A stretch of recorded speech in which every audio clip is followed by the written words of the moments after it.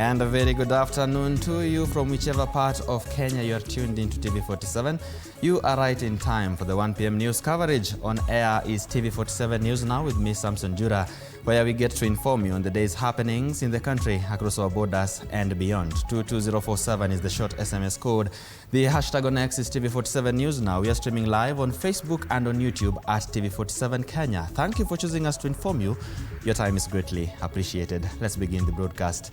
Now, a section of Coast Muslim leaders led by Chief Kadhi have called for political tolerance and mutual respect, urging political players to keep places of worship out of politics. Speaking during the official opening of Masjid Uthman ibn Affan at Serani grounds, the leaders emphasized the need to protect places of worship from political interference, saying such spaces must remain centers of peace and spiritual guidance. Furthermore, Coast residents have been urged to maintain unity, noting that peace and cohesion are key to social and economic development in the region. Watu waweze kuishi sawa sawa, ipatikane umoja kwa msingi wa dini na mapendo, ili tuweze kwenda mbele, tupate maendeleo na tuishi juu ya imani. Na hiyo kitu ambacho Uislamu wetu unatufundisha. Haijalishi wewe kutoka mrongo gani, unaamini gani, nini, lakini Mungu ni moja. Sote tuwe kitu kimoja, tuweze kuendelea kwa msingi wa dini. Tutoka msikitini tuwaombea Mungu. Wale ambao wenye kuleta siasa za mgawanyiko, ilobaki kuwaombea Mungu, kwa sababu hata maneno ya binadamu hayatoshi. Itabidi sasa tuwaregeleshe kwa Mungu. Sijui huyu yafaa, huyu hafai. Swala ni nguzo ya kwanza ya dini. So nitaimizisha watu, ndugu zangu Waislamu, tusimamishe nguzo. Kwa hivyo tuwaombea nchi yetu ina amani, tuombee nchi yetu na utulivu, tuombee nchi yetu ina mafanikio, kwa sababu bila ya mafanikio, bila ya amani, hatuwezi kuabudu katika majumba yetu ya ibada. Now, residents of Kajiado County have raised concerns over a surge in Kalaza cases, saying the disease is rapidly spreading due to poor access to timely diagnosis and treatment. Health records indicate that more than 100 cases have been diagnosed in the last 1 month, with Magadi, Osonorua and Oltepesi areas identified as major hotspots.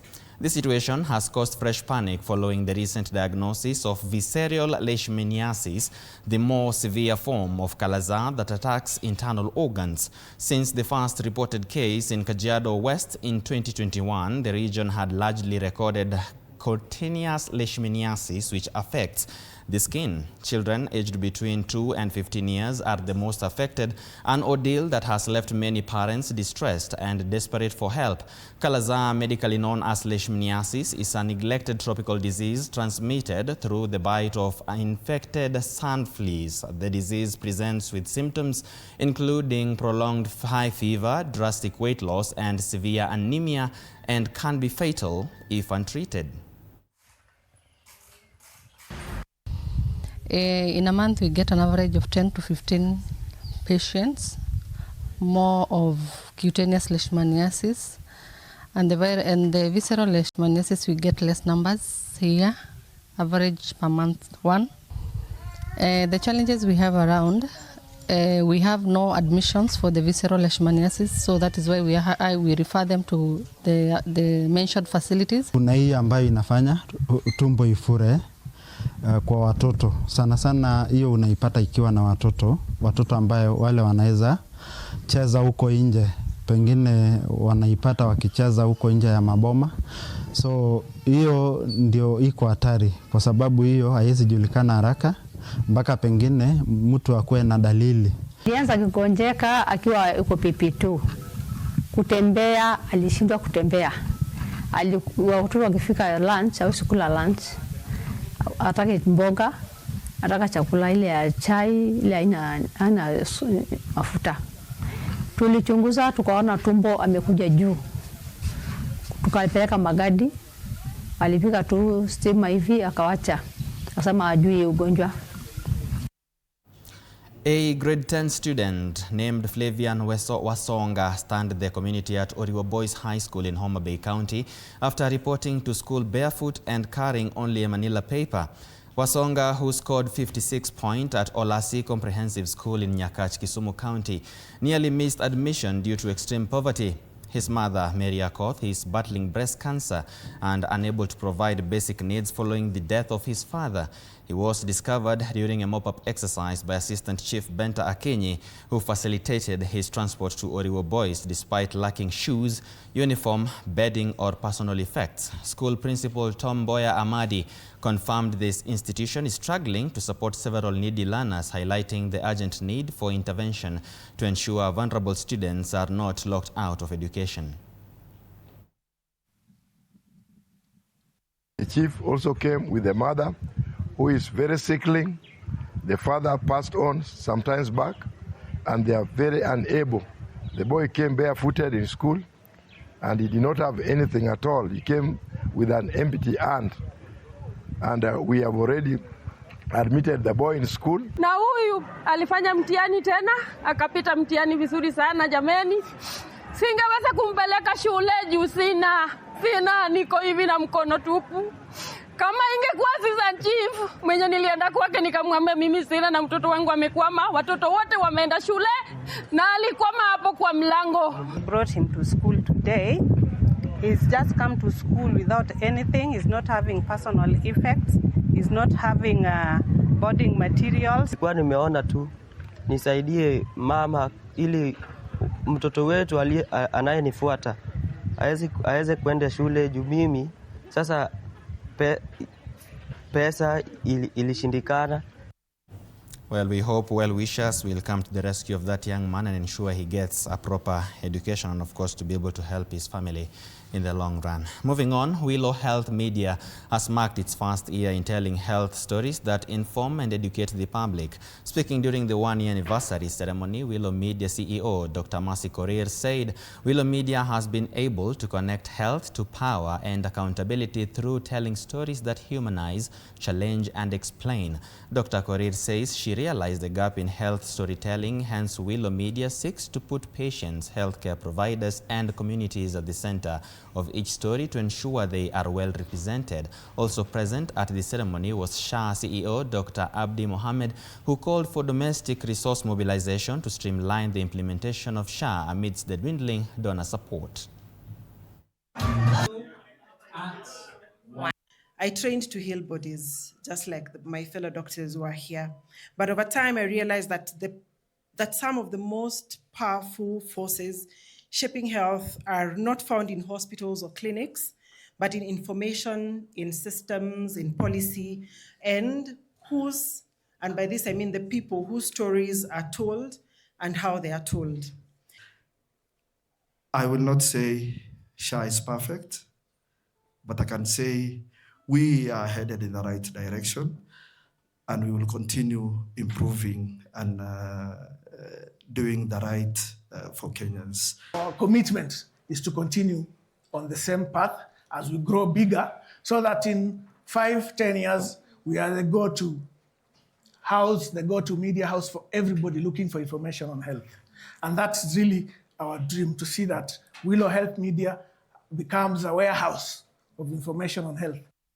The Cabinet Secretary for Cooperatives and MSMEs Development, Wycliffe Ambetsa Oparanya, has reaffirmed the government's commitment to inclusive bottom-up development by placing youth empowerment and cooperative strengthening at the center of Kenya's economic transformation agenda. Speaking during the Teso North Youth Conference held at Chemasiri Technical and Vocational College, CS Oparanya urged young people to intentionally build strong economic foundations by embracing entrepreneurship, skills development, and collective enterprise. He assured the youth of Teso North of sustained ministry support aimed at growing micro, small, and medium enterprises and revitalizing the cooperative movement across Busia County.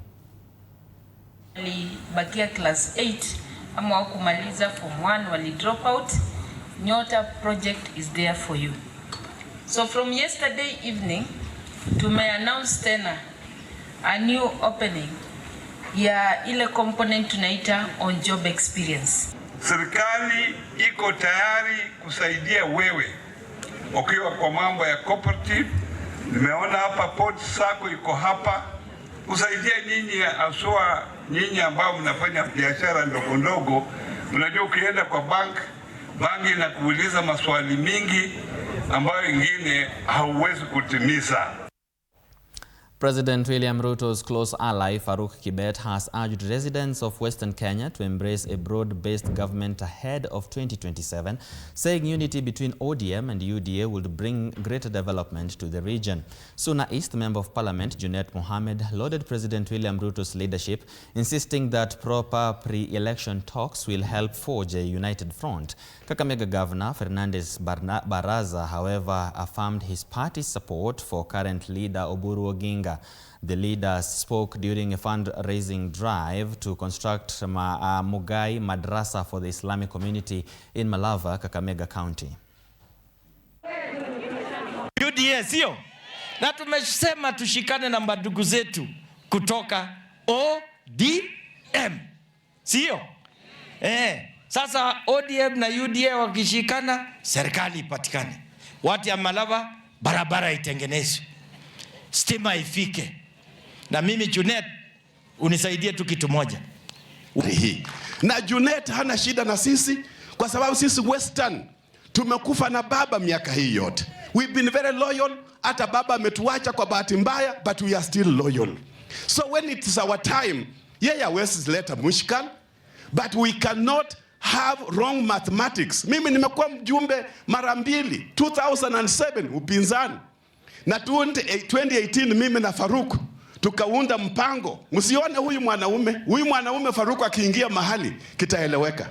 Daktari Oburu Oginga mamlaka ya kuongea na vyama zingine, kuanza na chama cha UDA, ili tutengeneze serikali ambayo ni serikali ya kujali Wanakenya wote. Nataka hii madrasa ikisha kufunguliwa, ambayo itakuwa ni an integrated center, itakuwa madrasa, itafundisha ufundi, itafundisha lugha, itafundisha kila kitu. Vijana wetu na wasichana wetu watakuwa wanakwenda kufanya kazi katika sehemu za Gulf. And the UDA leaders in Nairobi County have launched a campaign to mobilize young people to register as voters ahead of next year's general election. Speaking in Nairobi South, the leaders led by nominated Senators Tabitha Mutinda and Hamida Kibwa, alongside Nairobi South Ward MCA Waithera Shege, urged the youth to use the ballot as the only legitimate avenue to elect leaders of integrity, dismissing street demonstrations as an alternative. The leaders also called on youth to support President William Ruto's bid for a second term, saying it is crucial to sustaining and advancing the government's development agenda.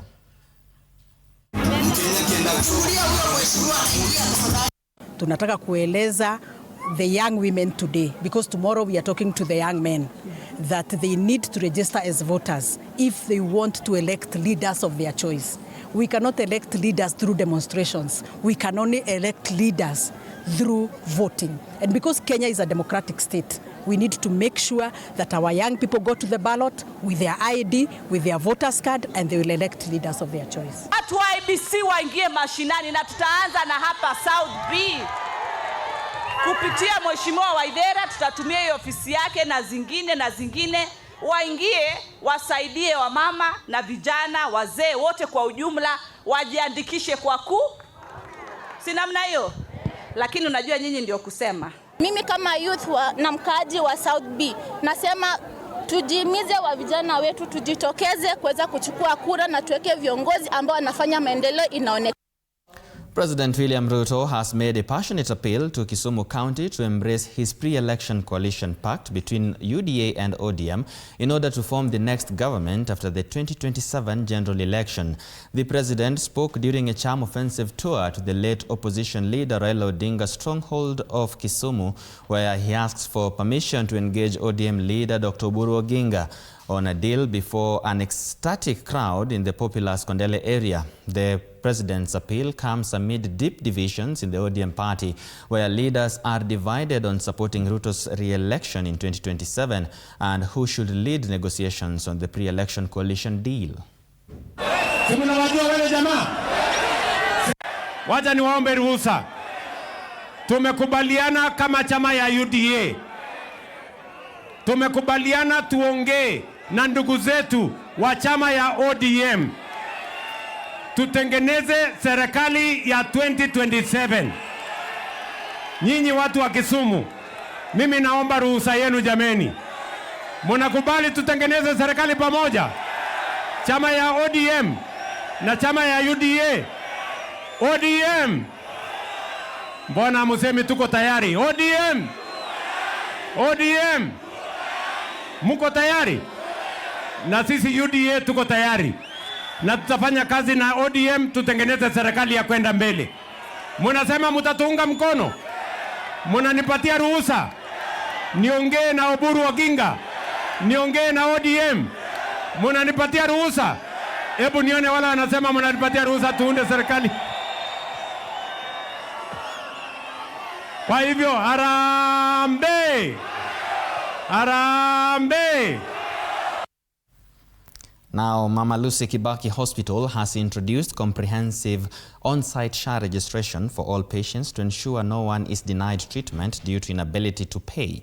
Now, according to health facility, every visit to the health facility, every visitor is now guided through enrollment into the SHA authority system before or during treatment, allowing the hospital to offer care first and seek reimbursement later. Hospital CEO Frederick Ombwanda said the facility handles more than 1,500 patients daily and that universal SHA enrollment has helped eliminate treatment delays linked to unpaid bills. We don't detain anybody.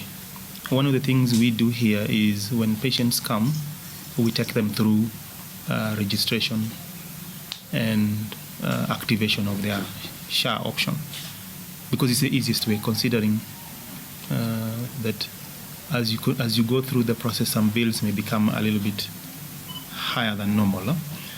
But because we have a functional SHA, we make sure that all our patients are registered in SHA, and therefore as a facility we use that to claim. And so far so good. We've not had any cases of mothers or patients being detained, as the public may say, in our hospital, because this option has really worked for the institution, and we are continuing to work with SHA on a daily basis to make sure that everybody who comes to this institution gets the services they need. And also as a facility, we claim what is due for the hospital to enable us continue to function and render services continuously. Now, confusion surrounds the public transport sector after the Federation of Public Sector announced it has called off a planned matatu strike scheduled for Monday following talks with police in Nairobi.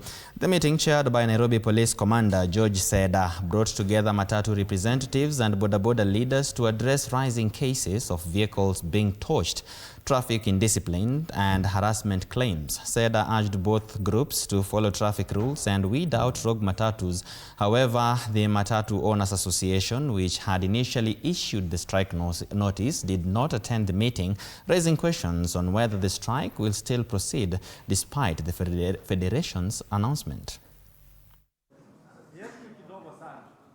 I am cancelling the strike scheduled for Monday.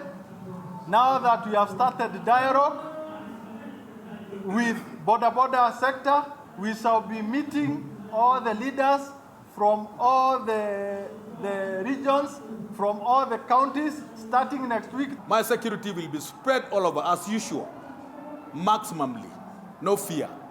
We shall wake up, transact normally, kazi zetu tunafanya hapa. Sawa sawa? Even security border. Si ni kweli? Ama mutakuja job. Tukuja job tukotane mtabwa. Now, confusion between forex trading and gambling is emerging as one of the biggest challenges facing Kenya's fast-growing forex market. Industry leaders speaking in Nairobi warned that many young Kenyans mistake forex for betting, yet unlike games of chance, trading requires education, skill and risk management. They stressed that poor training and emotional decisions are the main reasons that most retail traders lose money.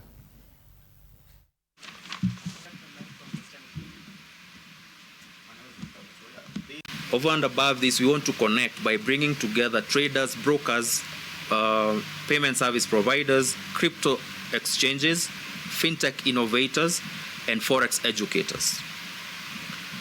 Last but not least, we want to empower by creating real opportunities for wealth creation especially for our youth. Statistics show that 70 to 80% of retail traders do. But let's ask ourselves the question also, why do they lose money? Top is lack of education. Number two, they lack something we call discipline. And some may even be trading with unregulated brokers. We saw in the recent past where people lost their money through trading with unregulated brokerages. It's more about access, education, and responsible participation.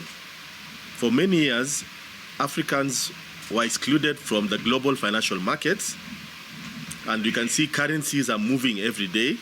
Africa is going to be the best continent because Africa, we are rich in resources, and some of the resources that we have as Africa, we are already pairing them in our financial market. Africa is rich with resources like gold, and some of these resources we are pairing them in our financial market. As we plan for this expo, we are going to enlighten and educate our youths about the importance of investing in Forex. The model does not reflect Africa's reality. In Africa, people are mobile first, they're time conscious, and they are practical. This is why we are seeing a shift towards a lighter and more intuitive trading experiences. Goat farmers in Baringo County are raising alarm nearly 2 months after a high-profile Kimelel goat auction, saying they have yet to receive payment for livestock supplied. The auction, presided over by President William Ruto, was meant to caution farmers against drought and insecurity, but small-scale livestock keepers now accuse county authorities of failing to honor promises of prompt payment, citing an ongoing verification process. More than 8,000 goats were sold at an average price of 13,000 Kenya shillings each, generating an estimated 100 million Kenya shillings. Farmers say genuine suppliers are still waiting for their money and urging government to intervene. Mbuzi hawa farmers hawakulipwa. Ni kilio kila mahali katika eneo la Bartabo na Baringo County mzima. Mbuzi hao walichukua, lapo baadaye wanasema hiyo mbuzi ilikuwa ya cartels. Swali ni kwamba hii watu wanaleta cartels ni kina nani? Na sisi tunajua mbuzi inatoka kwa raia. Kwani kuna mbuzi yenye watu wanapuganga mbuzi wapi? Huko mashinani. Sasa wenye wanalia saidi ni raia ambayo wanasikia uchungu. Mbuzi ni kama umenunua viatu. Hakuna kurudisha. Bei ni ile ya 13,000, wanakata 700, 12,300. Ndio tunafaa tulipwe kama wakulima. Tunataka tuambie jambo. Kama wewe ni kiongozi, hata hao makatels ni watu wa Baringo. Na tunajua pesa ziko. Usilete kitu ambayo ilikuwa na direction mzuri mugaribu. Nyinyi mnaua wananchi kwa ku create hiyo loopholes mingi. Nyinyi wenyewe kwanza wenye waleta hiyo mbuzi sana masio ya county. Na hiyo watu nyinyi mnajua. Wewe kama unasema cartel, who are approved to take cartels kuleta mbuzi kwa auction. So wewe kama umeamua kusema cartel, sasa wewe unatapika cartel na unaengari cartel kwa wakulima na hiyo kitu haikupali katika Baringo hii. A section of members of parliament from Kakamega County are pushing for reforms to the policy that governs the placement of students joining senior secondary school. Speaking at Musembe Secondary School in Lugari constituency, Lugari Member of Parliament Nabii Nabwera and Kakamega County Woman Representative LC Mohanda said the current placement system has greatly affected many schools, especially C4 category schools, which are struggling to attract enough students. The leaders emphasized that students should be placed in schools closer to their home areas in order to reduce the financial burden on parents. Additionally, MP Nabwera called on fellow legislators to increase funding for the education sector in the upcoming budget estimates to ease the burden of school fees on parents. Ile mpango mlikuwa nayo ya kuadmit watu kupelezi watoto kwa C1 ni mbaya. We cannot have a plan ile inaangamiza shule za sub county. Today ningeenda na mpango yake Ogamba na Bitoko, tutafunga shule 10 ya Lugari. Nauliza, tukifunga hizo shule 10, can government get support in those villages? We must have a policy that supports the small school to grow.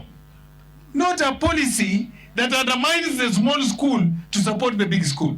Placement ya hawa watoto going forward ikuwe local, ikuwe kwa kila constituency na ikuwe kwa kila county, because watu wako pressed.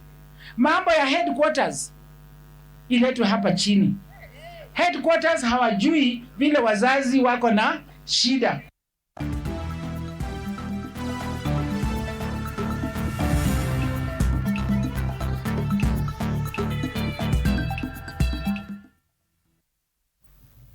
And now we play. The Rising Starlets have stepped up their preparations for the third round of the FIFA Under-20 Women's World Cup qualifiers against neighbors Tanzania. Kenya head into the tie with momentum firmly on their side after a dominant second round showing that saw them dispatch Ethiopia 4-1 on aggregate. The Starlets first held their nerve in a 1-1 draw away in Addis Ababa before producing a ruthless display in Nairobi, sealing progression with a convincing 4-0 home victory. That emphatic performance has injected fresh belief into the squad as they chase a place in the final qualifying round and continue their push to keep the World Cup dream alive. Poa na tuko ready kuwafaitia na kuwapa hiyo win. Tuliona Sekafa venye wanacheza, tujui kama ni hao players. Kwangu kwa ma defenders najua tutawachezea venye tumezoea. Mimi na Mideva najua tutapush hapo mbele, haitakuwa rahisi kwao. Kwangu najipush pia na najua hiyo kujipush inanipeana kwa zoezi inakuwa hard kidogo, lakini kwa game naona itakuwa rahisi. Still on matters football, the SportPesa Premier League serves up a thrilling round of fixtures as several title contenders and mid-table rivals prepare for decisive battles across the country. Tusker FC headline the action with a tough clash against Posta Rangers, while Kakamega Homeboys host Mara Sugar in Western Kenya. Record champions Gor Mahia take on Sofapaka as they look to tighten their grip at the summit. The Kariobangi Sharks facing off against Ulinzi Stars in another mouth-watering encounter. And elsewhere, Shabana FC square up with Bandari United as Police FC battle Bidco United. Gor Mahia currently sit top of the standings with 36 points from 18 matches, holding a slim advantage over close chasers AFC Leopards, and Shabana setting the stage for an exciting match day in the title race. Nafikiria morali iko juu. Signings zile tumefanya sio mingi, tumefanya signings mbili so far. Tumeleta Etiang, of course, na Ibrahim alikuwa hapa na tunajua nini yako nayo. Of course Etiang ametuletea nafikiri uzoefu mzuri sana, ni mchezaji mzuri, tunajua hivyo. So na ukiangalia hata ile game alicheza juzi, unaweza kuona ni mchezaji ambaye anajua nini anafanya kwa kiwanja. So tunafurahia sana kukuja kwake na nafikiri ataleta mafanikio mazuri sana hapa kwetu Tusker. Uongozi mzima wa Tusker, management yote kwa kunipa nafasi hii tena, na mimi nafurahia kwamba nimerudi nyumbani na kazi iendelee. Kurudi imekuwa ni rahisi zaidi kwa sababu tuliondoka kwa amani, then nimerudi kwa amani. Football fans are in for a thrilling evening in the English Premier League. I beg your pardon, as Leeds United host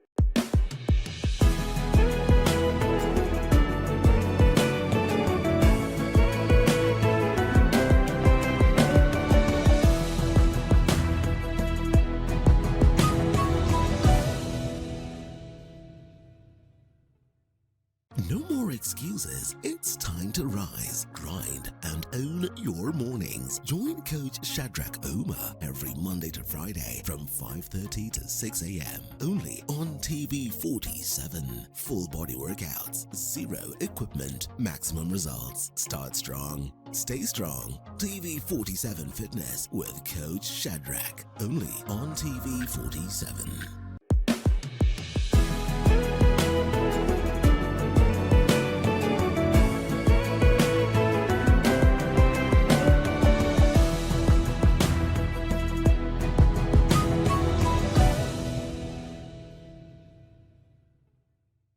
Looking for the perfect way to kick off your weekend? Yes, remember you can always find this and much more stories available to you on our website at www.tv47.digital as well as on our socials at TV47 Kenya on Facebook, TV47 Digital on X, and TV47 KE on Instagram. And also you can follow us on our WhatsApp channel, TV47 Digital. My name is Samson Jura. Do enjoy the rest of your afternoon. Remember, this being a Saturday, we have a plethora of shows to ensure you are entertained and educated, beginning right after this with Africa Express Rumba. We get to Tingisha Kiuno Kidogo. Then later on, Sports Extravaganza. Remember, you'll also be showing that match on TV47 starting at 6 p.m. And of course, later in the night, we'll have Say What with Betty Charlo. And of course, we wrap up we crown your weekend with Ire Vibes with Katela Macy, the queen of the mic. See you when we see each other. Bye-bye for now. My name is Samson Jura. Adios.